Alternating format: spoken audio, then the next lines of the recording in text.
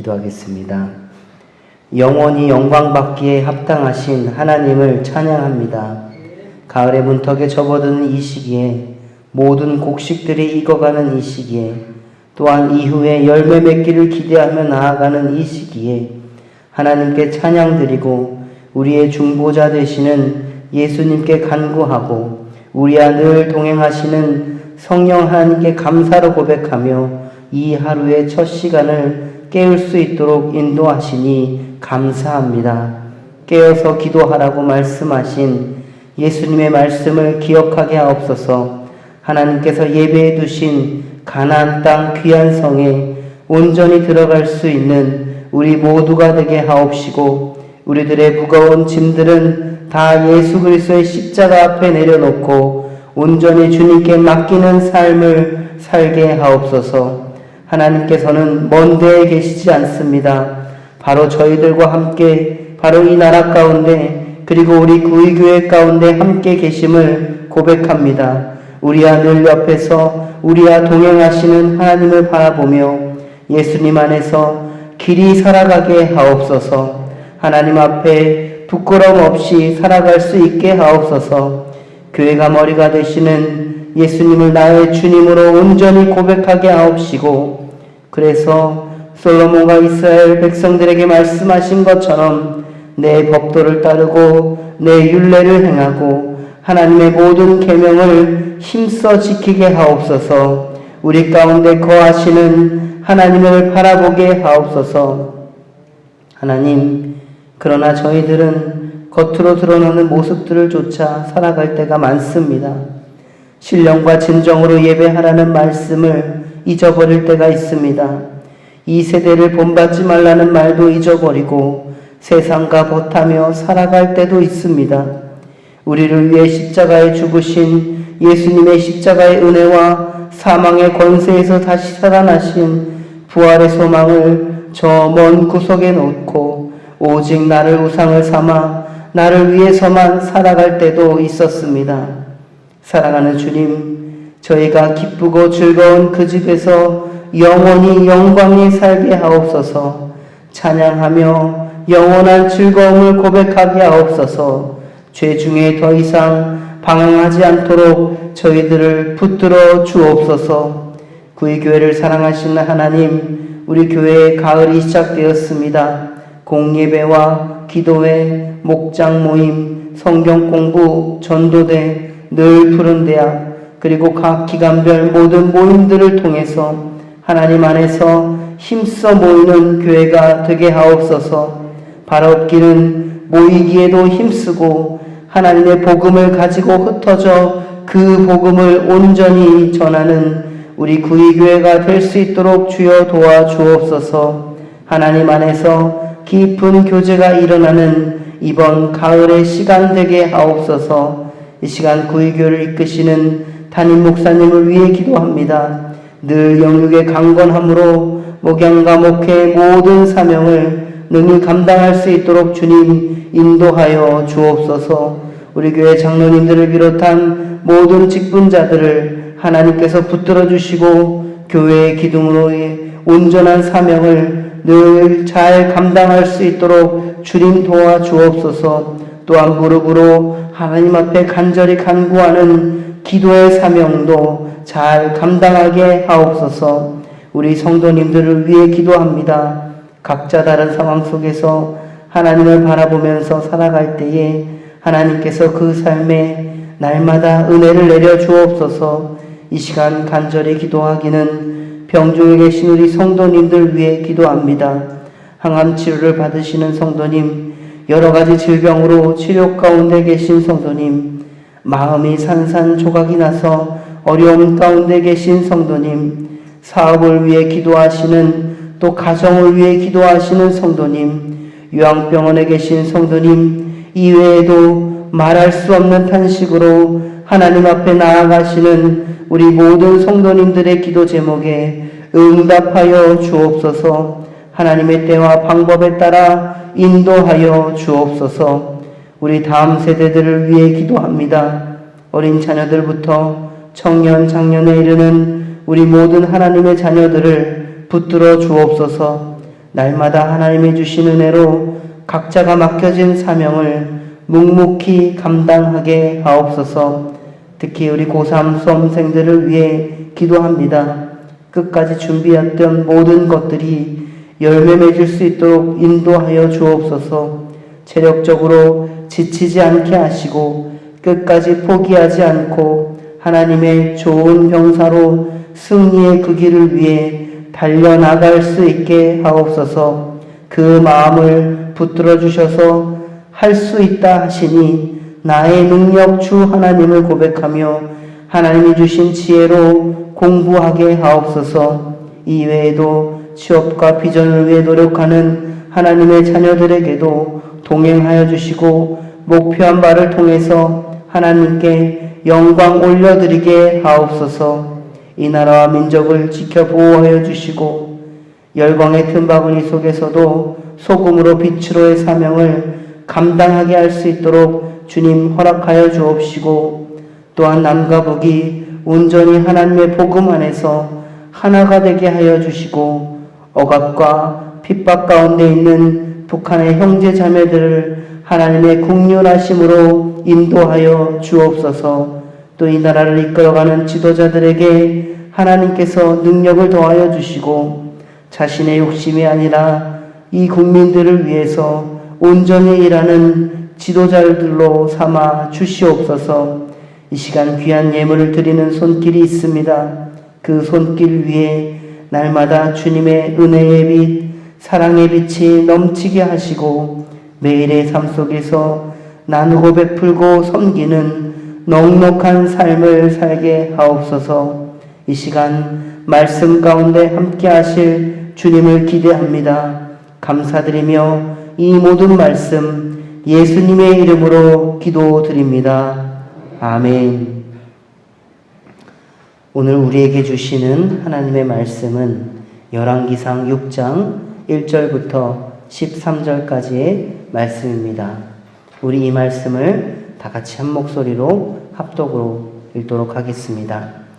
이스라엘 자손이 애굽 땅에서 나온 지 480년 이후 솔로몬이 이스라엘 왕이 된 지 4년 15월 곧 둘째 달에 솔로몬이 여호와를 위하여 성전 건축하기를 시작하였더라. 솔로몬 왕이 여호와를 위하여 건축한 성전은 길이가 60규빗이요 너비가 20규빗이요 높이가 30규빗이며 성전의 성소 앞 주랑의 길이는 성전의 너비와 같이 20규빗이요 그 너비는 성전 앞에서부터 10규빗이며 성전을 위하여 창틀 있는 북박이 창문을 내고 또 성전의 벽 곧 성소와 지성소의 벽에 연접하여 돌아가며 타락들을 건축하되 타락마다 돌아가며 골방들을 만들었으니 하층 다락의 너비는 5규빗이요 중층 다락의 너비는 6규빗이요 셋째 층 다락의 너비는 7규빗이라. 성전의 벽 바깥으로 돌아가며 덕을 내어 골방 들보들로 성전의 벽에 박히지 아니하게 하였으며 이 성전은 건축할 때에 돌을 그 뜨는 곳에서 다듬고 가져다가 건축하였으므로 건축하는 동안에 성전 속에서는 방망이나 도끼나 모든 철 연장 소리가 들리지 아니하였으며 중층 골방의 문은 성전 오른쪽에 있는데 나사 모양 층계로 말미암아 하층에서 중층에 오르고 중층에서 셋째 층에 오르게 하였더라. 성전의 건축을 마치니라. 그 성전은 백향목 석가래와 열판으로 덮었고 또 온 성전으로 돌아가며 높이가 5규빗 되는 다락방을 건축하되 백향목 들보로 성전에 연접하게 하였더라. 여호와의 말씀이 솔로몬에게 임하여 이르시되 내가 지금 이 성전을 건축하니 내가 만일 내 법도를 따르며 내 율례를 행하며 내 모든 계명을 지켜 그대로 행하면 내가 내 아버지 다윗에게 한 말을 내게 확실히 이룰 것이요 내가 또한 이스라엘 자손 가운데 거하며 내 백성 이스라엘을 버리지 아니하리라 하셨더라. 아멘. 할렐루야. 오늘 이 새벽 가운데 나오신 우리 모든 성도님들 하나님의 은혜와 축복에 가득하기를 소망합니다. 또 기도하시는 그 모든 기도 제목들도 또 주님의 때 주의 방법으로 응답받으시기를 주님의 이름으로 축복합니다. 5장에서 성전 건축을 위한 준비를 다 마치고 6장에서는 이제 성전을 건축하게 됩니다. 오늘 본문은 성전의 기초를 건설하는 이 과정들이 제시되고 있습니다. 다윗 왕이 그토록 짓기를 소원하였던 성전이 이 솔로몬 왕에 의해서 건축이 된 것입니다. 여러분, 성전은 이스라엘 그 백성들에게는 많은 중요한 의의를 지닙니다. 그리고 성전을 건축한다는 것은 이 출애굽 때에 그 이동했던 그런 성막이 이 고종년 성전으로 대치되는 그런 결과를 낳게 되는 것이죠. 그래서 어찌 보면 이스라엘 백성들에게는 지금까지 이렇게 옮겨 다니며 불안정한 시대가 아닌 이제 한 곳에 정착하면서 이 새로운 시대, 평화와 안정의 새 시대가 도래했음을 선포하는 것입니다. 성전은 아브라함에게 말씀하신 약속의 땅의 중심에 위치하고 있다고 우리 오늘 본문의 이 평행 구절인 역대하서 3장이 기록하고 있습니다. 그리고 이 성전은 이스라엘의 정치적, 종교적 이 구심점을 이루게 되는 것이죠. 여러분, 오늘 본문의 구조를 말씀드리면 1절에 성전 공사가 개시되었음을 말하고 2절부터 8절에 성전의 외부 공사가 시작됩니다. 그리고 이제 9절과 10절에 성전의 그 외부 공사가 완성이 되고 11절과 13절에 하나님의 그 계시가 기록되어 있습니다. 이 구체적으로 1절을 보시면요, 이 공사의 시작 시기를 말하고 있어요. 그 시기는 애굽에서 나오진 480년 솔로몬 왕으로 다스리기 4년 4월 2일에 시작되었습니다. 오늘 본문의 15월은 이 4월 중순에서 5월 중순까지를 말합니다. 이때는 이스라엘 백성들이 이 보리 수확이 끝나고 이 건기에 맞게 되는데요. 그래서 아마도 성전 건축 시기로 적당했을 것입니다. 또 1절에서 우리가 보면 이 출애굽과 이 성전을 연관시키고 있습니다. 여러분도 아시다시피 우리는 이 역사서로가 분류하며 읽는 성경이 있지만 히브리식 성경으로 우리가 성경을 읽게 되면 역사서는 없습니다. 율법서, 예언서, 그리고 시편을 비롯한 성문서로 나뉘어져 있습니다. 특히 우리가 읽고 있는 이 열왕기상 이 말씀은요, 히브리식으로 치면 예언서에 해당하는 본문입니다. 그들은 어떤 역사적인 사건도 중요하지만 그런 역사적인 사건 속에 내재되어져 있는 하나님의 뜻, 그 하나님의 섭리를 더 깊은 관심을 가지고 바라보는 것을 알 수 있습니다. 그래서 예언서는 성경에서 펼쳐진 그 시대 속에서 하나님이 말씀하시는 그 관점, 그 세계관을 바라볼 수 있어야 한다는 것입니다. 그러니까 그 시대를 살아가는 사람들에게 하나님의 그 관점으로 그 시대를 재해석해서 하나님의 뜻대로 살아가는 것이 그 예언서가 말하는 그 예언의 중심입니다. 여러분, 오늘 본문에도 예언서의 관점에서 말하는 그 하나님의 그 계시, 그 예언이 기록되어 있습니다. 12절과 13절에 보면요, 그 말씀이 기록되어 있어요. 여러분, 우리가 성전을 건축하는 과정, 그리고 그 사건이 중심이 아니라 그것을 통한 하나님의 뜻과 섭리를 고백할 수 있어야 된다는 거예요. 여러분, 하나님의 관점은 무엇입니까? 내가 만일 내 법도를 따르며 내 율례를 행하며 내 모든 계명을 지켜 그대로 행하면 내가 내 아버지 다윗에게 한 말을 내게 확실히 이룰 것이요, 내가 또한 이스라엘 자손 가운데에 거하며 내 백성 이스라엘을 버리지 아니하리라. 여러분, 이것이 하나님의 관점입니다.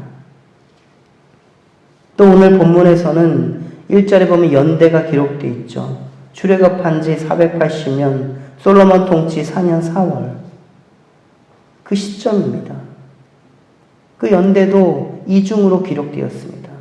출애굽과 이 솔로몬 통치의 시점. 그런데 이 중요한 것은 이 두 가지의 시점이 하나의 사건으로 연결되어 있다는 것. 그것은 바로 그 성전 건축, 하나님의 전을 건축하는 것과 연결되어 있다는 겁니다. 출애굽 당시 광야에서도 하나님의 전을 지음으로 하나님께서 이 자기 백성 가운데 그 한가운데에 함께 하시는 하나님을 바라보았습니다. 그리고 이 솔로몬 시대에 이 다윗으로부터 시작된 그 하나님의 언약, 바로 이 성전을 통해서 그 건축함으로써 완성된다는 것. 그래서 이것은 하나님께서 우리를 불러주신 그 부르심에 대한 소명과 이 부르심을 완성하게 한다는 것. 그리고 이렇게 완성하게 하는 것은 사람이 중심이 아니라는 사실입니다. 그 중심에는 바로 여호와 하나님이 계시다는 것. 그럼 여러분, 결론은 성전의 중심은 무엇입니까? 성전의 중심은 어떤 화려하고 그 안에 꾸며진 어떤 물건들이 아니라 성전의 중심은 바로 하나님이라는 그 사실입니다. 여러분, 신약의 로마서 1장 1절에 보면 예수 그리스도의 종 바울은 사도로 부르심을 받아 하나님의 복음을 위하여 택정함 입었다, 이렇게 기록하고 있습니다. 여러분, 부르심의 완성, 하나님께서 복음으로 우리를 불러주셨다는 그 부르심의 완성은 바로 오직 하나님께 있음을 우리도 고백해야 됩니다. 여러분, 저와 여러분들은 각자의 이 부르심들이 다 다릅니다. 그래서 그 부르심에 따라 여러분들은 이 각자의 삶 속에서 다 다른 모습들로 살아가고 계십니다. 그러나 부르심은 다 각자가 다르지만 우리 중요한 것, 부르심을 완성하시는 분은 하나님이라는 사실을 우리가 깨달아야 됩니다. 이 말은요, 우리의 모든 부르심이 그 하나님의 뜻 안에 있다는 것입니다. 그래서 우리가 각자 부르심은 달라도 그래도 그 중심은 오직 하나님께 영광 올려드리기 위한 것임을 우리는 고백해야 됩니다. 솔리 글로리아, 오직 하나님께 영광을, 이 개혁교회의 표지 중에 하나입니다. 우리가 잘 아는 합력하여 선을 이룬다는 말도 바로 이 하나님의 영광 가운데서 나온 말입니다. 솔로몬의 성전 건축은 그 혼자만의 업적이 아닙니다. 이것은 하나님의 부르심에 대한 하나님의 뜻을 이루어 나가는 것이고, 이 솔로몬도 그 부르심의 사명을 입은 그 사람 중에 한 사람이라는 것이죠. 그래서 자연스럽게 연결해서 이 솔로몬과 하나님의 백성들은 하나님의 부르심의 사명을 입은 자로서 그 하나님의 뜻을 온전히 순종해야 합니다. 하나님의 계시는 성전 외부 공사와 내부 공사 사이에 있으므로 그 솔로몬을 비롯해서 모든 성전 건축에 임하는 사람들에게 그 하나님의 부르심을 상기시키고 있습니다. 그들을 격려하고 위로하고 계십니다. 그런 관점에서 이렇게 첫 시간에 나와서 주님 앞에 예배드리는 우리 구의교회 성도님들을 주님께서 위로하시고 격려하시고 축복하신다는 것을 믿으시기 바랍니다. 여러분, 이스라엘 백성들은 성전을 건축합니다. 2절부터 10절까지 그 성전의 구체적인 그 여러 가지 측량과 그 사실에 대해 기록하고 있습니다. 솔로몬의 성전의 구조는 이 주랑과 성소와 지성소로 이루어집니다. 여러분, 주랑은요, 마치 그런 어떤 마당 같은 곳입니다. 성전에 들어오기 전에 어떤 한 큰 공간이죠. 이렇게 주랑을 제외하면 이 성전의 구조는요, 이 출애굽 때의 성막과 별반 다르지 않은 똑같은 구조입니다. 그리고 한 규빗이 사람 한쪽 팔 정도 길이가 되니 여러분 한 40cm, 45cm 정도가 되니까 이 규빗을 계산해 보면 여러분들 고대 시대에 왕들이 짓는 궁전 그리고 신전 어마어마하지 않습니까? 그런 엄청난 규모의 신전이나 왕궁의 규모가 되진 않습니다, 성전은. 그런데 이 규격은 하나님께서 그렇게 지으라고 명령하신 것입니다. 그런 의미에서 성전의 영광은 화려함이나 그런 어떤 웅장함에 있는 것이 아니기 때문에 그렇습니다. 여러분, 예수님께서 이 땅에 오실 때의 그 첫 자리는 어디입니까? 바로 이 베들레헴이라는 작은 마을, 한 여관에 그 동물들이 살아가는 그 마구간, 그리고 구유, 동물들의 먹이통에서 예수님께서 태어나셨습니다. 세상을 변화시키는 분, 나를 믿으면 구원을 얻는다고 확신하게 선포하시는 분, 이전 것은 지나갔으니 보라 새 것이 되었다고 많은 사람들이 따르고 고백했던 그분은 바로 우리를 구원하신 예수 그리스도는 그 오신 첫 자리는 화려하고 웅장한 자리가 아닙니다. 여러분, 성전의 중심은 그래서 화려하고 웅장함이 아닙니다. 예수님께서 모든 죄를 짊어지시고 십자가에 당당히 가실 수 있었던 그 이유는 바로 그 중심이 예수 그리스도께 있기 때문입니다. 또 여러분 12절의 말씀을 보면요, 이 말씀 보면서 위로를 많이 받았는데요, 보면 법도를 따르고 율례를 행하고 계명을 지키는 것, 이렇게 기록되어 있죠. 따르는 것에 대한 영어 동사는 follow입니다.